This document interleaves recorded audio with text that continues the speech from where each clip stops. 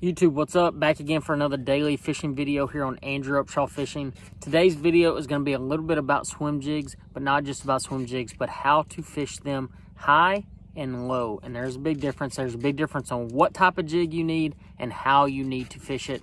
If y'all haven't yet, go ahead and drop down that bottom right-hand corner, hit that sub button, comment below what is your favorite swim jig. There's a bunch of them out there. And if you know what I'm talking about, you know you've seen it. Just saw Wes Logan win the Bassmaster Elite on Neely Henry throwing a swim jig. So let's dive into it. Why was he throwing what he was throwing and how you can be more efficient on the water. Wrapped up practice today on the James. We got the tournament starting. You know, I'm not real sure how it's going to turn out. You got a gas shortage. If you watch that video, if you haven't, go ahead and drop down and watch that video.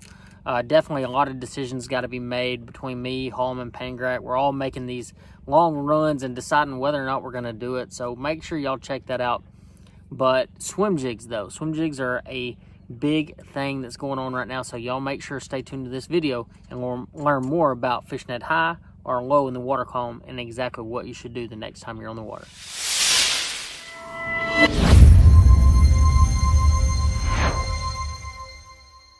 So guys, when fishing a swim jig, you know, there's two different trains of thought that I like to focus on. Am I fishing my swim jig high in the water column or am I fishing it low in the water column? And it actually determines exactly what type of swim jig, what kind of line, the bait's supposed to look like. It really determines all of those factors.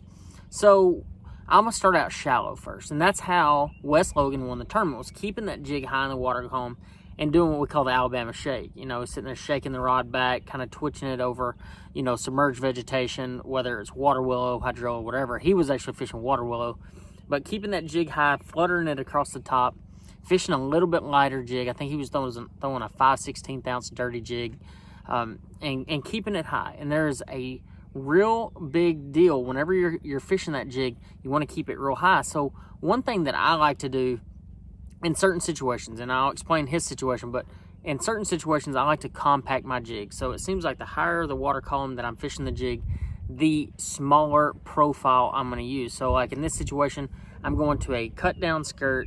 I'm going to a very compact 1/4 ounce to 5/16 ounce swim jig, braided line, big braid too, like 30 to 50 pound.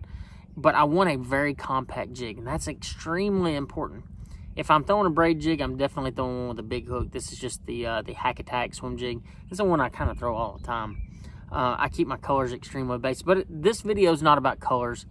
It's about what you need to do to catch more bass. So the first thing I'm going to do, and I talked about the other video, I'm going to trim that skirt down to just behind the hook. So especially on a shallow swim jig, I want the skirt really short, okay?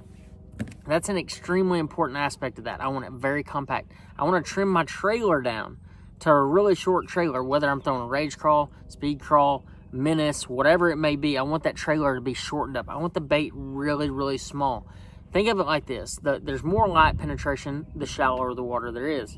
So if there's more light penetration, the fish have a better view of the bait. The bigger the bait that you are throwing, you know, the less aggressive that fish might be in certain situations. In the case of Wes and some of those guys fishing at Neely Henry, the water was really dirty, so the compact wasn't really the deal. You needed one that had a little bit more action, a little bit more bulk, so those fish could find it in that really dirty water. So when I'm fishing in that really shallow water, it's going to depend a lot on what the fish are eating. Because the fish are getting such a good look at it, you kind of have to match the hatch, so to speak. So if I'm dealing with a shad spawn, I'm going to go with a white jig. But if I don't feel like the fish that I'm fishing for are eating shad, I'm going to go to either a bluegill color or a black and blue, depending on watercolor. In the situation of Wes, he went to the black and blue, and that absolutely was the right call. He's probably throwing, and I didn't even watch all the coverage, but I'm assuming he was fishing the white jig on the shad spawn and then transitioning to the black and blue jig as the event went on. Because they stopped really chasing shad, they started focusing more on bluegill. So keeping that jig high in the water column, you got to throw a little bit lighter jig to help keep it up. That braid's going to help float it up, and a crawl type trailer like a rage crawl is going to help keep that bait up off the bottom as well. And you want to keep it high. I mean, I'm talking like that deep, so 6 inches, you know, deep. I mean, you might be fishing a foot to 1.5 feet, 2 foot of water, but you're keeping that jig in the first 6 inches of the water column, and you're pumping that rod. You want it to swim through the water just like that. Now, if I'm fishing a jig down in the water, so I'm slow reeling a swim jig, I'm fishing it maybe 4, 6, 8, 10 foot of water, I'm going to go fluorocarbon. I don't throw braid when I get out there. Yes, does it help you with maybe some better hookup?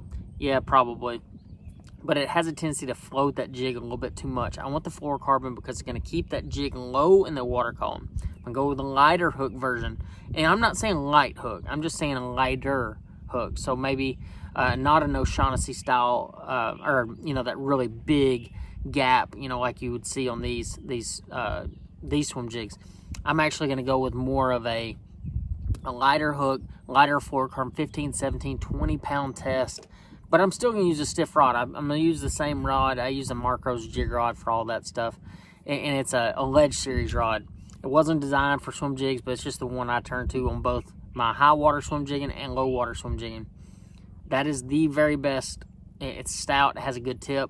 It's going to load up extremely well. And that's something you want. You know, you really want to focus on your rod length and type. That 7.2 is a really good length for me at my height. If you're shorter, you might go with a 7 foot. If you're taller, you might go with like a 7.4. You know, you just kind of depend on your height as far as that goes. But the lower water swim jig, I'm not worried about bulk. I want the bait to be bulky. A lot of times I'll use a big swim bait trailer on there, maybe a 3.75 or a 4.75 inch rage swimmer in some situations. I want it to be a lot bulkier. Color absolutely doesn't matter nearly as much, but in certain situations, let's say, for instance, if I'm fishing one low in the water, I'm not going to do that in an extremely dirty body of water because I'm not going to fish that deep. So if I'm fishing a swim jig lower in the water column, it's going to be on a clear-ish to clear body of water. So two color choices I keep are either white or bluegill. If the fish are eating shad, I'm going to throw a shad color. If the fish are eating bluegill, I'm going to throw a bluegill color. The more basic you can keep that, the more bites you're going to get on the water. If I'm throwing a white one, I'm throwing the rage swimmer, no questions asked. The pearl white one or the white ice, I think is what we call it, is definitely the one I'm going to throw on that white swim jig. But if I'm going to use a bluegill, I use a green pumpkin rage swimmer. Dye the tail a little bit chartreuse because you want to match the hatch. I mean, if you look at a bluegill in the water, a lot of times they have that bright chartreuse tail, and that absolutely makes a difference sometimes when you're talking about that stuff. I mean, dye is extremely important. I mean, I had a guy that got on my YouTube the other day and was asking me about dye. Like, do I use chartreuse dye? Do I use any color dye? And I absolutely use chartreuse dye, especially in that situation. If I'm using like a finesse jig, like Hallman's LBJ, I'll put a finesse crawl on there and actually dye the tips of the pinchers orange. So I actually carry a lot of different colors of dye for that situation. And especially in the case of a swim jig, I want to make it look as realistic as possible. And I think you get a lot more bites when you do that. So guys, thank y'all for watching this video. James River's kicking off. Like I said, I'm not sure how it's going to go. I have a good feeling about it. I had a good practice. And hopefully we all swing some fish in the boat tomorrow. And Hallman and I are going to be fishing a lot around the same water. So it'll be interesting to see how we do. I'll probably be cheering him on because you know what, guys, I don't care if I catch him or he catches him. I know I'm going to be just as excited to see him boat flip a 7-pounder. So thank you guys for watching. I hope y'all enjoyed this daily tip video. Share this thing with a friend if you get a chance and subscribe if you haven't already. And I hope y'all enjoyed the next video.